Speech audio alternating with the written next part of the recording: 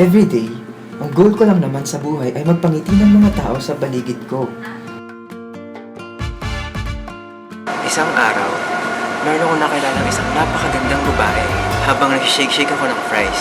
Maria Mercedes ang pangalan ko. Sa aking pamilya'y tumutulong Unang tingin pa lang, alam mo yung feeling na siya na talaga? kahit ano, sanay akong magbanat ng buto.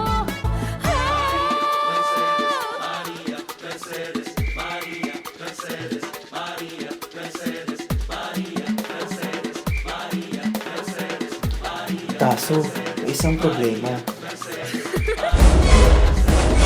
Hindi siya nangiti. Gusto niya bang malaman kung paano niya ako napangiti?